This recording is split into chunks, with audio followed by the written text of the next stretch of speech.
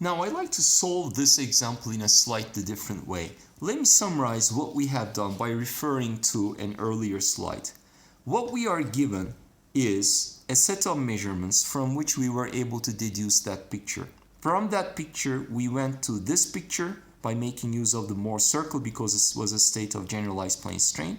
Now, once we had that, we were able to jump to that picture. So we came from this picture to that picture, then jumped to that picture, and alternatively, additionally, we also calculated the absolute maximum shear stress.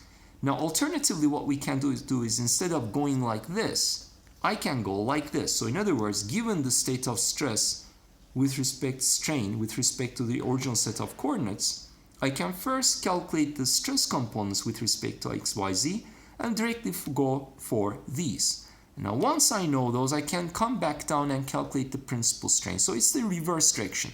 There is no reason why we shouldn't solve the problem that way. So let me go ahead and quickly demonstrate how that is done as well. So this is again the problem that we're solving, and I assume that the values we can easily transfer onto a new slide. So let's do that. So we start from a state where we already know the values of the strains. Okay, so the interpretation of the strain rosette information is important. And suppose I was able to do that. So this is now the second way.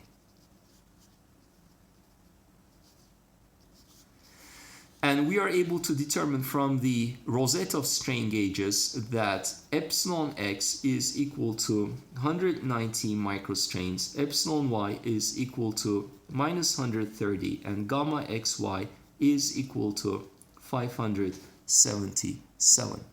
And I also know that epsilon 3 is equal to epsilon z, which is equal to minus 25.71.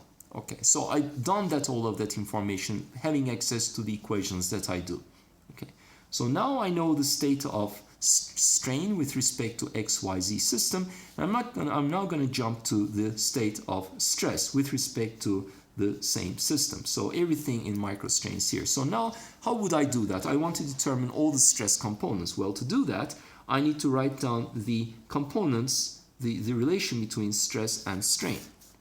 So if I do that, epsilon x, I know it's 1 over E, okay, sigma x minus nu, sigma y plus sigma z. And then there's epsilon y equals 1 over E, sigma y minus nu, sigma x plus sigma z. And then epsilon z is equal to 1 over E, sigma z minus nu, sigma x plus sigma y. And gamma xy is equal to 1 over g tau xy. So what I'm given are epsilon x, epsilon y, epsilon z, okay, and gamma xy. So for instance, I can immediately determine tau xy. Okay, tau xy is going to be equal to 44.37 MPa. The values I calculate might differ in the second digit after the decimal point. That's a very, very small error, perhaps due to some small rounding of errors, differ with respect to the values that I got in the earlier case, earlier first solution method, but that's just, if you like, rounding of error, not a big deal. So let's continue. So epsilon x is given. And so here I know what sigma z is. It's equal to 0, sigma z is 0, sigma z is 0. Now, first of all, I can go ahead and directly calculate the value of sigma x and y from that equation. Okay, so from this equation, okay, I encourage you to do that on your own. You will find that sigma x is equal to 33.19 MPa, and sigma y is equal to minus 16.05 MPa. Okay, so now if you plug in those values in there, you will find the value of epsilon z that is equal to this, or consistent with my expectation, because that expectation was actually related to these set of equations being plugged in there. As I mentioned earlier for epsilon 3, there is no new information here. It's just a check that has to hold with these two values of sigma x and sigma y. Okay, so I got everything that I needed. And so what I can do now is I know the stresses, I can go for the picture for the principal stresses. And so I can draw the Morse circle. Let's do that.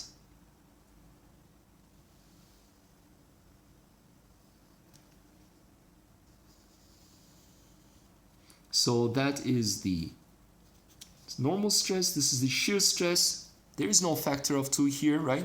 The factor of 2 only for the strains. And now I have to identify my points correctly. The x point has to do with eventually, well, we can, I think at this point we've matured enough. We can directly write it. It's going to be sigma x minus tau xy. So 33.19 minus 44.37. So let's say it's going to go over here. So this is the x point, 33.19 minus tau xy, 44.37. And the other one is going to be plus 44.37 minus 1605. So minus 1605, let's say it's over there. The distance is the same, so let's say somewhere there. So this is the y point.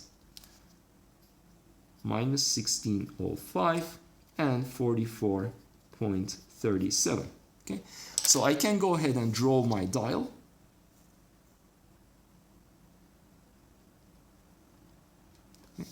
Okay. And then complete the Morse circle.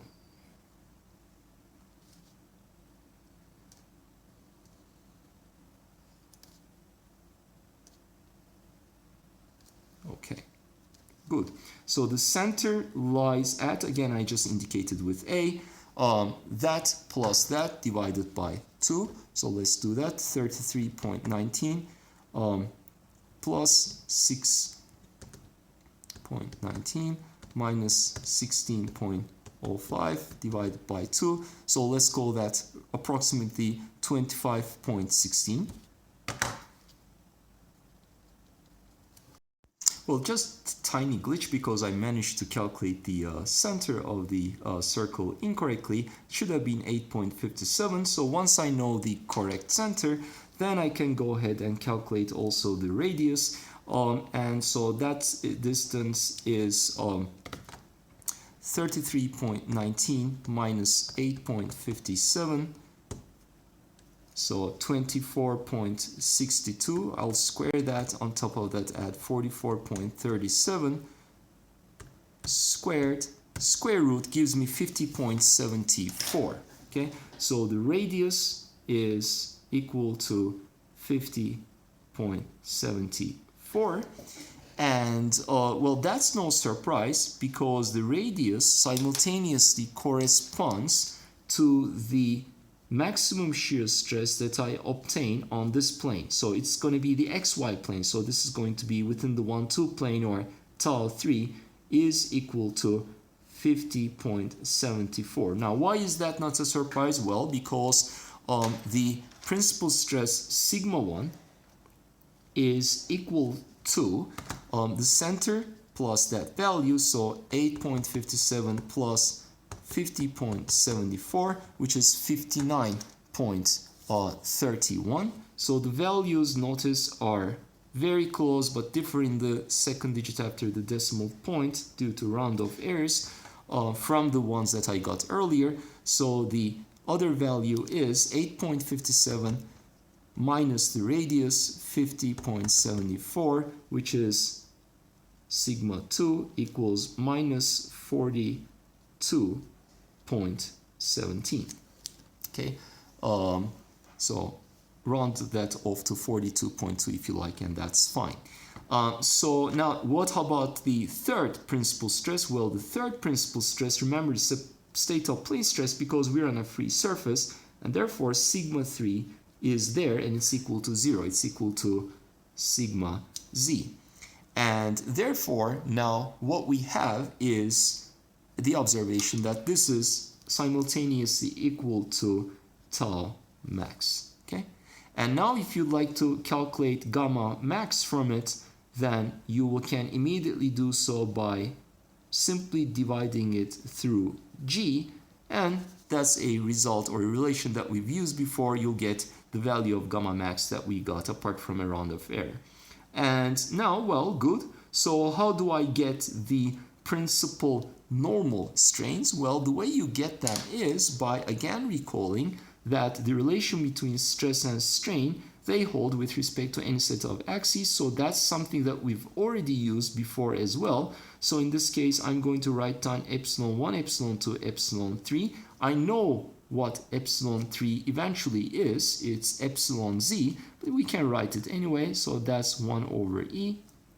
And sigma 1 minus nu, sigma 2 plus sigma 3, 1 over e, sigma 2 minus nu, sigma 1 plus sigma 3, 1 over e, sigma 3 minus nu, sigma 1 plus sigma 2. And if you plug in the values, first of all, you will find epsilon 1 and 2 from the knowledge of the other stresses. Sigma 3 is equal to 0. And moreover, the value of epsilon 3 you find will be consistent with our input, or the value that you found here earlier. So that's the second way to solve the problem. So we've gone, in this case, from the strain picture in the original setting to the stress picture, and then to the principal picture, and then to the principal picture for strain. In the previous case, from these strains, we went directly to the principal strain picture, again based on the Mohr circle force strains, and then from those we went to the principal stress picture, right? And so that's the idea of solving such problems, and there isn't a single way, but ultimately you end up with the same piece of information, and the results should be consistent irrespective of which way you go about solving it.